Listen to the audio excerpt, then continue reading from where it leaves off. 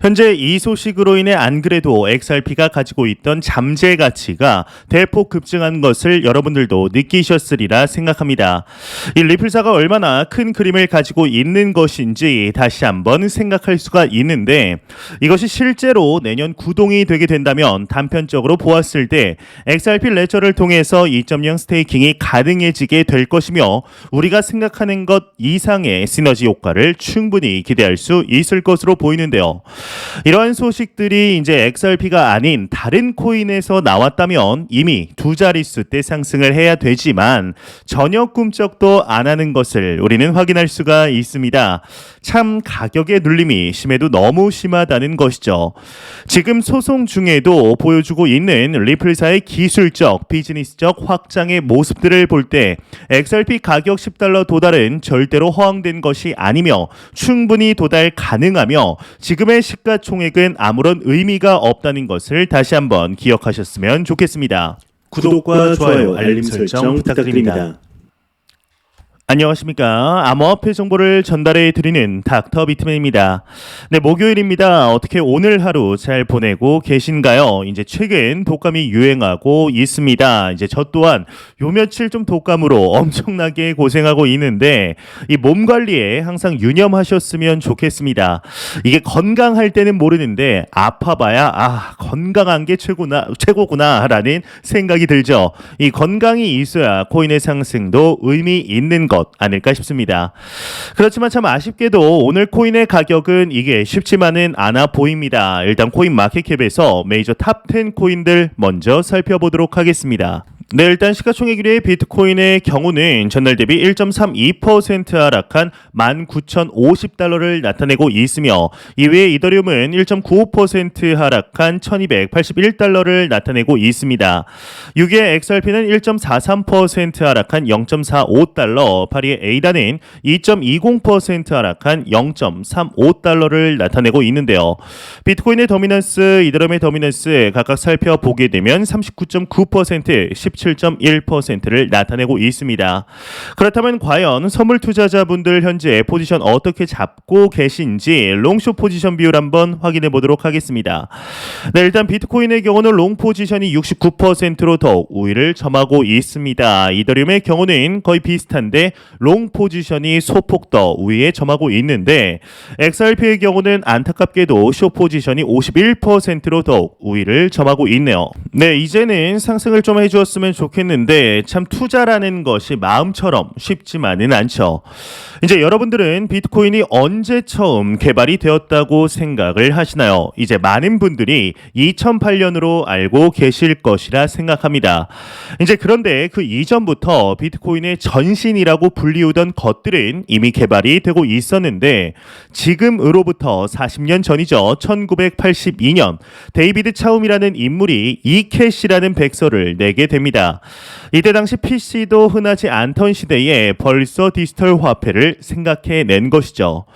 이 데이비드 차움은 네덜란드에서 디지캐시를 세우고 이캐시를 개발하게 되는데, 이캐시는 인터넷이 필요하지 않았고 은행을 기반으로 이용이 되었습니다. 이제 중앙화된 디지털 화폐라고 할 수가 있죠. 하지만 미국 정부의 견제가 심해지면서 이 디지캐시는 망하게 됩니다.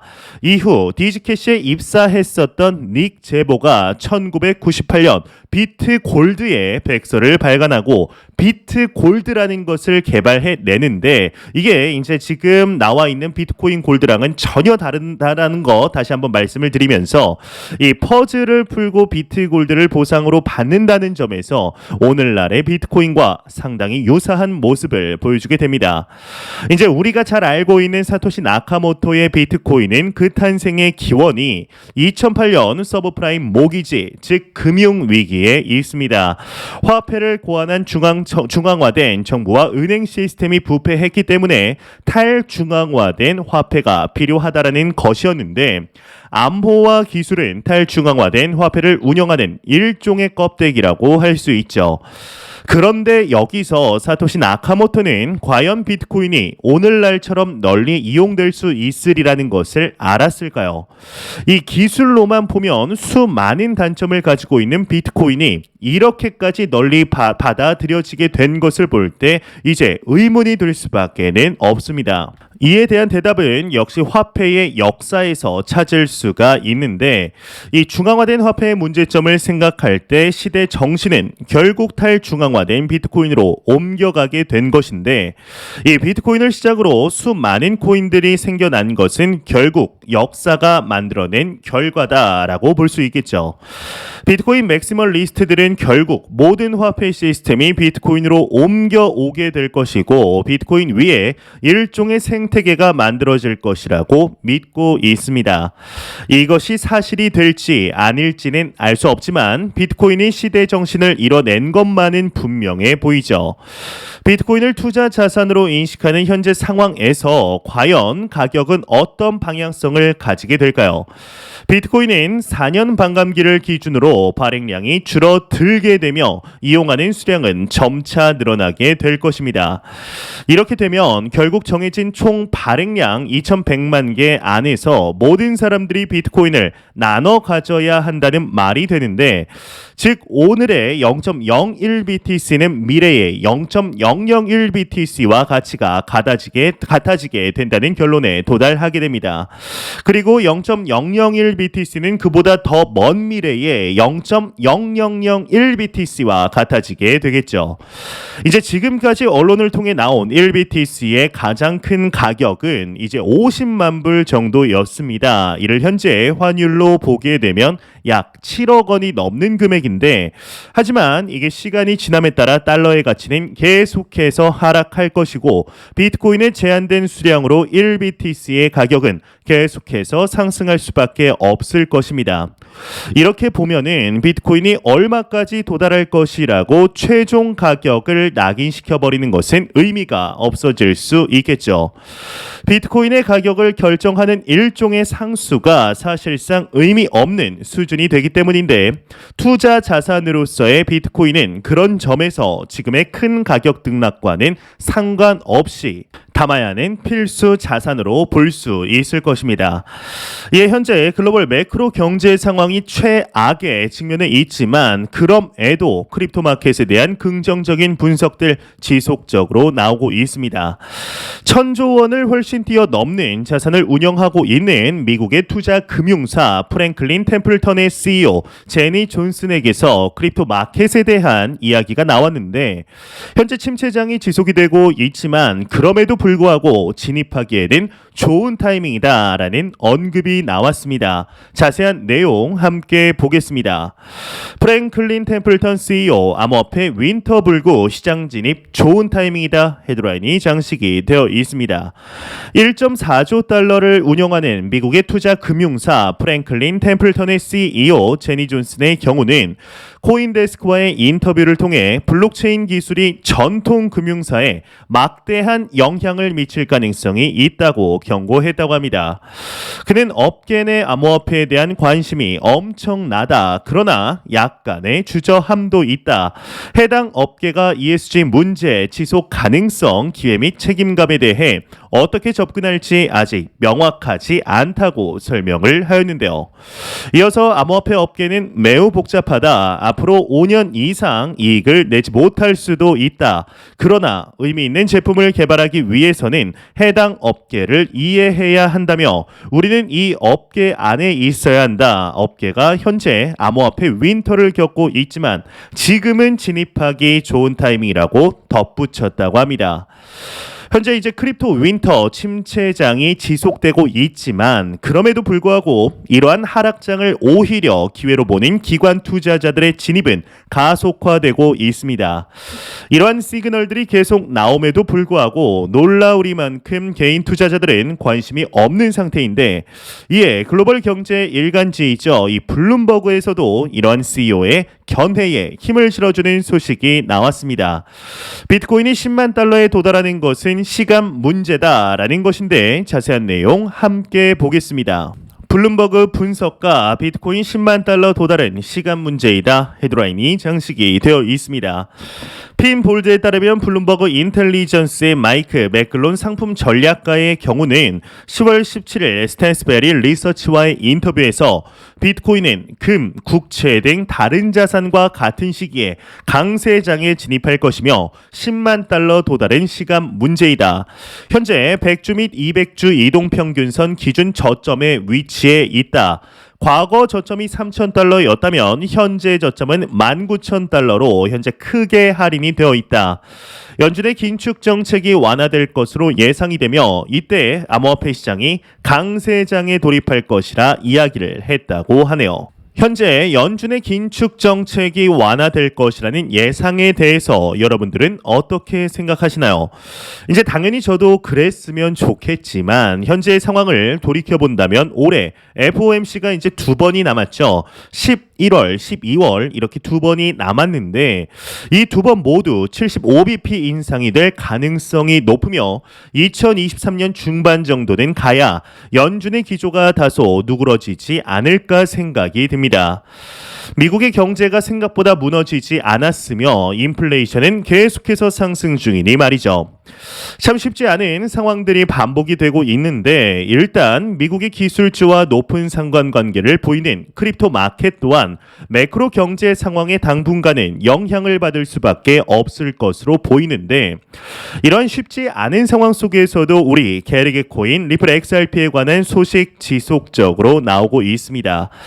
현재 리플사의 경우는 미 SEC와의 소송으로 힘든 시간들을 보내고 있지만 그럼에도 비즈니스 확장 및 기술적인 업그레이드는 계속해서 나오고 있습니다.